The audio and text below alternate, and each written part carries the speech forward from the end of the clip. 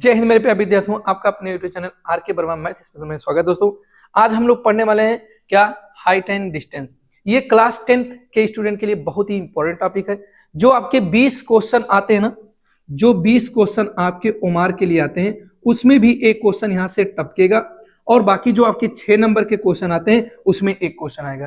तो इस तरह से आपके लिए ये टॉपिक बहुत ही इंपॉर्टेंट है। तो बेहतरीन तरीके से समझेंगे, बहुत बेहतरीन तरीके से सीखेंगे, एक एक टॉपिक को बहुत ही निचोड़ के रख देंगे, बल्कि बता दें कि आपके दिमाग में घुसा देंगे पूरा हाइट एंड डिस्टेंस। ठीक है, तो चलिए देखते हैं हाइट एंड डिस्टेंस की जो थ्योरी होती है, बस छोटी सी थ्योरी है लेकिन बहुत ही बेहतरीन और बहुत ही लाजवाब है। ठीक है, तो दोस्तों देखिए, इस पूरी टॉपिक में हाइट एंड डिस्टेंस यानी ऊंचाई एवं दूरी में ये दो चीजें सबसे ज्यादा इंपॉर्टेंट होती हैं।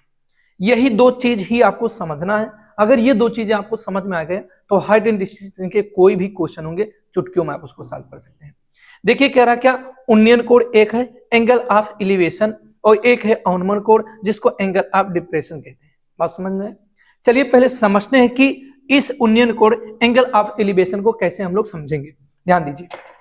चलिए पहले नंबर तो आपको क्या करना है, देखना है कि उन्नयन, अगर हम आपसे कहें उन्नयन कोण, तो उन्नयन कोण कैसे बनेगा इसको समझना है। ठीक है, देखिए जब कोई भी वस्तु ऊपर हो, आपसे ऊपर हो, आपसे ऊपर का मतलब अगर हम कहें तो जिस तरह से आप उड़ती हुई पतंग, एग्जाम्पल के लिए उड़ती हुई पतंग, या अगर हम कहें जाती हुई एरोप्लेन जो आपके सर के ऊपर से जाता है, या अगर आप जमीन पे खड़े हैं और छत पे कोई व्यक्ति खड़ा होकर पतंग उड़ा रहा है तो आप नीचे से उस व्यक्ति को देख रहे हैं। कहने का मतलब है क्या कि जमीन पर कोई भी व्यक्ति खड़ा होगा और यहां पर क्या है, आदमी की आंख है, यहां पर किसी व्यक्ति की आंख है।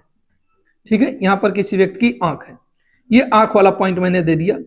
और यहां पर कोई ऐसे व्यक्ति है जो क्या कर रहा है, पतंग को ऐसे उड़ा रहा है। ठीक है, ये पतंग को उड़ा रहा है।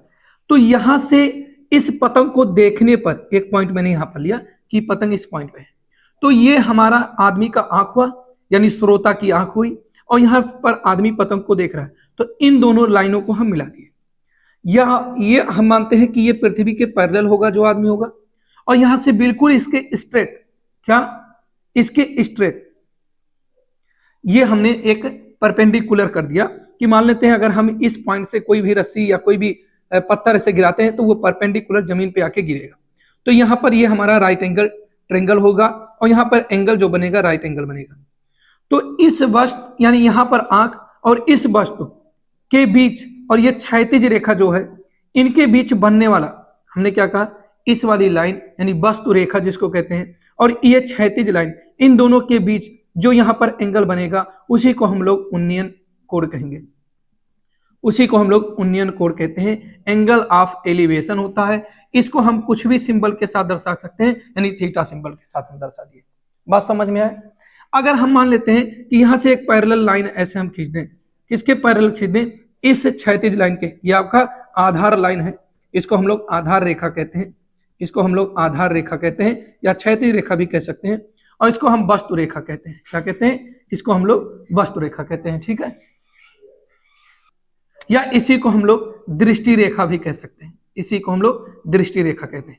तो आपको मैं बता दूं, जब आपसे ऊंचाई पर, जब आपकी आंख से ऊंचाई पर, अर्थात कोई भी वस्तु देखने के लिए आपको सिर्फ ऐसे उठाना पड़े, उस वस्तु और आंख को मिलाने वाली रेखा अर्थात वस्तु रेखा या दृष्टि रेखा तथा क्षैतिज रेखा जो पृथ्वी के पैरेलल होगा, उन दो के बीच बनने वाले कोण को हम लोग क्या कहते हैं, उन्नयन कोण कहते हैं। अर्थात इसको हम थीटा से दर्शा सकते हैं, अल्फा से दर्शा सकते हैं, या किसी भी लेटर से दर्शा सकते हैं, कोई दिक्कत नहीं है। ठीक है, अब यहां पर हमने क्या कहा भाई कि ये हमने एक पैरेलल लाइन खींचा, किसके पैरेलल, ये जो आपकी लाइन है यानी आधार रेखा, इस आधार रेखा के पैरेलल मैंने खींचा, तो यहां पर जो कोण बना, यहां पर जो कोण बना वही कोण यहां पर बनेगा थीटा। अर्थात यहां पर जो कोण बनता है, ये वाला जो एंगल होता है, यहां पर अगर नेत्र को रख दिया जाए, ध्यान दीजिए, अब यहां पर हमने नेत्र को, मतलब अगर आपका दोस्त क्या एरोप्लेन में जा रहा है और वो अपने गांव को देखना चाह रहा है तो नीचे अपने सिर को झुका के इसे नीचे देखेगा। जब अपने नीचे देखता है तो यहाँ पर जो लाइन, यहाँ पर जो एंगल बनता है, यानी ये आपका क्या हो जाएगा, पैरेलल लाइन हो जाएगा। ये वाली लाइन इसके पैरेलल हो जाएगी, इसके पैरेलल हो जाएगी। यानी जो पृथ्वी पर रखा हुआ गांव या घर या आपका जो भी हो, जमीन हो, यानी वहां पर आप देख रहे हैं और कोई व्यक्ति एरोप्लेन में बैठ के जब नीचे देखता है तो ये एरोप्लेन की पैरेलल लाइन किसके, इस पृथ्वी के पैरेलल लाइन हो जाती है।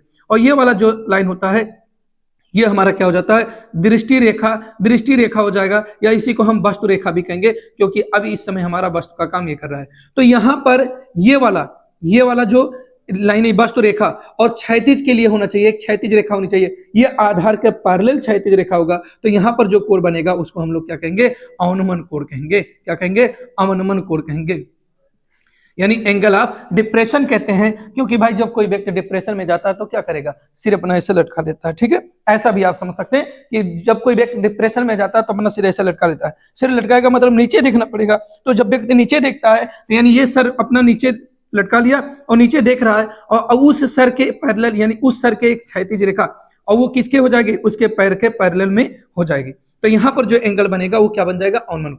अब देखिए समांतर रेखा का नियम होता है, क्या होता है, समांतर रेखा का एक नियम होता है। क्या नियम कहता है, नियम यही कहता है कि जब दो समांतर लाइन हो, यानी दो समांतर रेखाएं हो और उनको कोई तिर्यक रेखा काटती है, तो ये एंगल और ये एंगल क्या होते हैं, अल्टरनेट एंगल होते हैं। हाँ, यानी एकांतर कोण होते हैं, और एकांतर कोण आपस में क्या हो जाएंगे, बराबर। अर्थात ये और ये आपस में बराबर हो जाएगा। इसका मतलब हम कह सकते हैं क्या, कि एंगल ऑफ एलिवेशन इक्वल हो जाएगा किसके, एंगल ऑफ डिप्रेशन के। ठीक है, ये दोनों आपस में क्या हो जाएंगे, इक्वल हो जाएंगे। यानी उन्नयन कोण का मान किसके बराबर हो जाएगा, अवनमन कोण के मान के बराबर हो जाएगा। ऐसा क्यों, क्योंकि दोनों एक दूसरे के क्या है, एकांतर कोण है। यही चीज आपको समझना था, बस यही इतनी थ्योरी है, यही आपको समझना है। इसमें आप देखते हैं कि हमेशा ये आधार का काम करता है, यानी बेस का काम करता है, और ये आपका होता हमेशा क्या, परपेंडिकुलर होता है, यानी जिसको आप कहते हैं लंब कहते हैं, और ये आपका हाइपोटेन्यूस होता है। ठीक है, जिसको आप कहते हैं कर्ण कहते हैं। बस यही चीजें आपको समझना है, इसके अलावा कुछ भी थ्योरी नहीं है, बस थ्योरी का काम खत्म है। तो चलिए एक दो क्वेश्चन समझते हैं और बेहतरीन तरीके से उसको सॉल्व करेंगे। ठीक है, चलिए एक क्वेश्चन आपके सामने और बहुत ही बेहतरीन क्वेश्चन है। ये एनसीईआरटी का क्वेश्चन है। कह रहा क्या, 1.5 मीटर लंबा एक प्रेक्षक एक चिमनी से 28.5 मीटर की दूरी पर है। उसकी आंखों से चिमनी के शिखर का उन्नयन कोण 45 डिग्री है। चिमनी की ऊंचाई ज्ञात करनी है।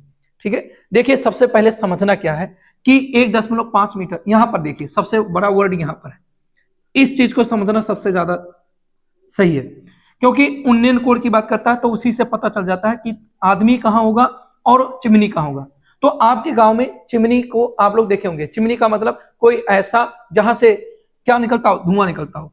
कोई ऐसी आकृति आपके गांव में जहां से धुआं निकलता हो, ऐसे कुछ बना होगा, आप लोग देखते होंगे। तो यहाँ से धुआं निकलता है, उसी को चिमनी कहते हैं। जैसे भट्टे, जहाँ ईंट का भट्टा होता है उसकी बात होती है, या कहीं पर कोई फैक्ट्री वगैरह लगाया होगा तो वहां से भी धुआं निकलता होगा, तो उसी को हम चिमनी कहते हैं। ठीक है, अब चिमनी की बात करें तो चिमनी के लास्ट शिखर, देखो यहाँ पर क्या कह रहा है, चिमनी के शिखर का उन्नयन कोण, मतलब चिमनी के यहाँ पर जहां से धुआं निकल रहा वहां पर व्यक्ति देख रहा है। इसका मतलब आदमी कहीं ना कहीं नीचे जमीन पर होगा। लेकिन कह रहा क्या, 1.5 मीटर लंबा एक प्रेक्षक ऑब्जर्वेशन कर रहा है, कोई व्यक्ति है, वो क्या कर रहा है, आदमी खड़ा है। कितना लंबाई उस आदमी का है, 1.5 मीटर लंबा कोई आदमी है। ठीक है, इस आदमी को हमने ए और बी मान लिया कि ए बी नाम का कोई व्यक्ति है। ठीक है, जिसकी हाइट 1.5 है। अब यहाँ पर एक चिमनी है जिसका नाम हमने लिख दिया सी और डी। अब ये जमीन तो दोनों का एक ही होगा, जमीन तो दोनों का एक ही होगा, ये बात तो क्लियर है, जमीन तो दोनों का एक ही होगा। अब इसके बाद क्या करना है, आदमी की आंख यहाँ पर होगी, तो ये यहाँ से इस चिमनी को देख रहा है, चिमनी की लास्ट सिरे को देख रहा है। तो आपको क्या करना पड़ेगा, पहले नंबर तो ये पैरेलल यहाँ पर खींचनी पड़ेगी। क्यों, क्योंकि आदमी की आंख यहाँ है, आदमी यहाँ से नहीं देख रहा, आदमी की आंख यहाँ है। तो इसका मतलब क्या हुआ कि अगर ये ए बी 1.5 मीटर है तो ये ए बी यहाँ पर भी 1.5 मीटर होगा, और इसका नाम हम लिख देते हैं यहाँ पर पॉइंट सी, सी तो हो गया, ई लिख देते हैं यहाँ पर, ई पॉइंट लिख देते हैं। अब यहाँ से हम क्या करेंगे, कह रहा क्या कि जब आदमी चिमनी के शिखर को देखता है तो आदमी की आंख यहाँ, और यहाँ पर आदमी, यहाँ क्या चिमनी है, वस्तु, यानी ये वस्तु का काम कर रहा है, और यहाँ पर आदमी की आंख है। तो हमने आपको यही बताया था कि आंख को और वस्तु को मिलाने वाली रेखा को हम लोग दृष्टि रेखा कहते हैं, और दृष्टि रेखा तथा ये पैरेलल लाइन आधार रेखा दोनों के बीच में बनने वाले कोण को हम लोग उन्नयन कोण कहते हैं, यानी ये एलिवेशन एंगल कहते हैं। और ये दिया हुआ प्रश्न में कितना, 45 डिग्री। कोई दिक्कत इतना समझने में? समझ में आ गया सभी को? ठीक, चलो अब यहां पर हमने क्या किया भाई, ये वाली जो ये दूरी है, डिस्टेंस है, ये डिस्टेंस क्या कहा है प्रश्न में? देखिए 1.5 मीटर लंबा एक प्रेक्षक एक चिमनी से 28.5, मतलब ये चिमनी है और यहां से इसकी दूरी आदमी यहाँ है, तो यहां से इसकी दूरी कितना दिया है? 28.5 मीटर दिया है। यानी आदमी जो है उस चिमनी से कितनी दूरी पर है? 28.5 मीटर पर है। कहीं ऐसा ना हो कि चिमनी का धुआं उसे लग जाए और काला हो जाए इसी वजह से, मतलब ये सिर्फ कहने के लिए। ठीक, अब यहां पर हम इसकी हाइट मान लें। किसकी हाइट? देखिए चिमनी की हाइट कहां से कहां तक है? सी से लेकर डी तक है, यानी इस पॉइंट तक है चिमनी का, लेकिन यहां से यहां तक की डिस्टेंस तो हमें 1.5 मालूम है, हमें ये वाली मालूम कर ले तो हमारा काम हो जाएगा। अब यानी हमने क्या कहा भाई, ये वाला मानने के लिए हमने कह दिया भाई ये एच मीटर है। क्या है? एच मीटर है। ठीक, तो अब पूरा का पूरा आपने डायग्राम को पूरी तरह से सजा लिया है। अब सजाने के बाद आपको देखना क्या, देखिए आपके दिमाग में होगा सर इसकी डिस्टेंस वगैरह कुछ नहीं भाई, आपको ये मालूम हो गया, जो मालूम था वो मान लिया। अगर आपकी इच्छा है कि इसको वाई मान लें तो नहीं मानेंगे, क्योंकि इस वाले लाइन से कोई क्वेश्चन इसमें किया नहीं गया है। ठीक है, तो लिखेंगे माना लेट्स, माना क्या माना कि माना ए बी एक आदमी है, ए बी एक आदमी है जिसकी ऊंचाई 1.5 मीटर है, तथा सी डी चिमनी है जिसकी ऊंचाई कितनी है? जिसकी ऊंचाई सी डी बराबर क्या दो टुकड़ों में है? कौन कौन? CE plus DE. इतना ध्यान दीजिएगा, क्योंकि यहां से सी से लेकर डी तक ये दो टुकड़ों में है, एक यहां और एक यहां, या इसी चीज को हम लिख सकते हैं सी डी बराबर एच प्लस डीई। बोलिए, ये हो जाएगा इतना मीटर। ठीक, ये हो गया, बस इतना ही लिखना है। फिर आप ध्यान दीजिए कि ये राइट एंगल ट्रायंगल है, ये राइट एंगल ट्रायंगल है। राइट एंगल ट्रायंगल में आप ध्यान दीजिए कि आपको क्या मालूम है?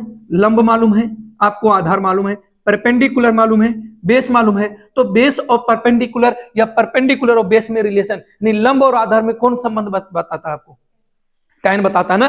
तो हम tan बराबर यानी tan थीटा बराबर क्या लिखते हैं? परपेंडिकुलर बाई बेस, यही तो हम लिखते हैं। अब यहां पर थीटा की जगह पे क्या लिखनी है? 45 लिखनी है, और परपेंडिकुलर की जगह पे h लिखनी है, और बेस की जगह पे हमें कितना लिखना है? 28.5। कोई दिक्कत इतना समझने में? tan 45 का मान 1 होता है, तो यहां पर लिखेंगे 1। क्या लिखेंगे? 1 बटे कितना? 1 इक्वल कितना हो जाएगा? h बटे 28.5। क्रॉस मल्टीपल हो जाएगा तो h बराबर हो जाएगा 28.5 मीटर। लेकिन ध्यान दीजिए 28.5 मीटर आपका आंसर नहीं है, नहीं है बिल्कुल। अब आपको बताना था क्या?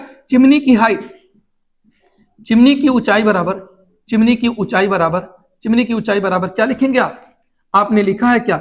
h plus DE. आपको h का वैल्यू कितना मालूम है? h का वैल्यू 28.5 है और डीई का वैल्यू 1.5 है। तो इस तरह से क्या हो जाएगा? 5 और 5 10 0, 28, 8 1 9 और 10 का 0 हो जाएगा, 2 1 3, यानी कितना हो जाएगा? 30 मीटर हो जाएगा, और यही आपका आंसर होगा। क्लियर? चलिए अगले क्वेश्चन पे चलते हैं। चलिए एक क्वेश्चन और बेहतरीन वाला लाए हैं, जो कि आपकी बार किस पे डिपेंड कर रहा है? ऑनमन कोड पे। तो एक मैंने उन्नयन कोड को बताया और एक ऑनमन कोड को बताएंगे। ठीक है, कह रहा है क्या? मैदान में खड़ी एक कार का 75 मीटर ऊंची मीनार से ऑनमन कोड 30 डिग्री है, मीनार के आधार से कार की दूरी ज्ञात करनी है। ध्यान दीजिए, मीनार का मतलब समझ रहे हैं? कुछ इस तरह से गुंबद दिखता है आपको, ऐसे दिखता है, और इसके साइड साइड में क्या लगा रहता है? इसके साइड साइड में ऐसे लगा रहता है, सीढ़ी टाइप का बना रहता है, और ऐसे घूम घूम के आते हैं। ठीक है, आप लोग देखे होंगे, देखे हैं ना?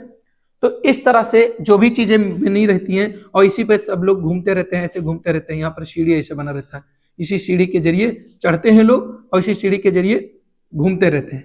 ठीक है, मूवी में देखे होंगे जब हीरो हीरोइन क्या करते हैं? बीच के बगल में गाना गाते हैं। ठीक, तो उसी को कहा जाता है मीनार। और आपको बता दें, जो मंदिर होता है, मंदिर का लास्ट छोर जिसपे क्या नाम है? त्रिशूल वगैरह लगा रहता है, उसको भी हम लोग क्या कहते हैं? मीनार ही कहते हैं। ठीक है, चलो अब ये चीजें हम आपको बता रहे हैं, देखिए ध्यान से। मीनार पर कोई व्यक्ति है, कोई आदमी है, मैदान में खड़ी एक कार, मीनार की बात कर रहा है, तो मीनार ऐसे कुछ ऊंचा होगा, बोलो है ना?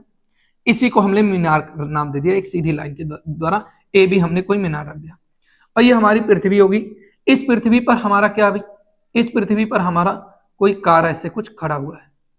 ठीक है, ये हमारी आपकी कार है। ठीक है। अब ये कार खड़ी हुई है तो यहां पर बैठा, देखो मैदान में खड़ी एक कार का 75 मीटर ऊंची मीनार की हाइट दिया हुआ है।